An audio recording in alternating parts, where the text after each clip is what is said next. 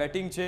અમરેલી, ભાવનગર, વલસાડ, છોટાઉદેપુર સહિતના જિલ્લાઓમાં મેઘાવી માહોલ સર્જાયો છે, એટલે કે સૌરાષ્ટ્રના અને દક્ષિણ ગુજરાતના કેટલાક વિસ્તારોમાં વરસાદ છે। આ સિવાય ક્યાં આગાહી છે, કેવી આગાહી છે, આપણે એની વાત કરીશું। પાવાગઢમાં જૈન મૂર્તિઓ ખંડિત કરવા મુદ્દે જૈન સમાજમાં આક્રોશ છે। કુલચંદ્ર સુરી મહારાજે કહ્યું કે જૈન સમાજ અહિંસક છે, નપુંસક નથી, અને આપણે નોટ બેંક છીએ, વોટ બેંક નથી। આ સિવાય જૈનોનો રોષ ક્યાં સુધી પહોંચ્યો છે અને આગામી સમયમાં શું કરવાના છે, કયા કયા નિવેદનો સામે આવ્યા, એની વાત કરીશું।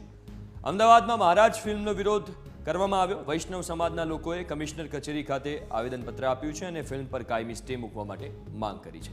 મહારાજ ફિલ્મ કે જે નેટફ્લિક્સ ઉપર રિલીઝ થવાની હતી, પણ વિવાદના કારણે એની ઉપર અત્યારે રોક લગાવવામાં આવી છે, એની વાત કરીશું।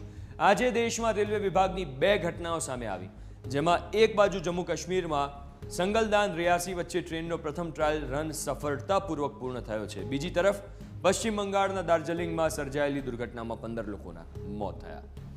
કેન્દ્રીય ગૃહમંત્રી અમિત શાહે ઉચ્ચ અધિકારીઓ સાથે આજે બેઠક પણ યોજી હતી, જેમાં મણિપુરમાં સુરક્ષાની સ્થિતિ અંગે સમીક્ષા કરી હતી। તો આ આજના 5 મોટા સમાચાર છે, 5 મોટી ખબરો છે, જેના વિશે મેં આપને માહિતી આપી। આ સિવાય પણ આપણે અન્ય સમાચારો પર નજર કરીશું।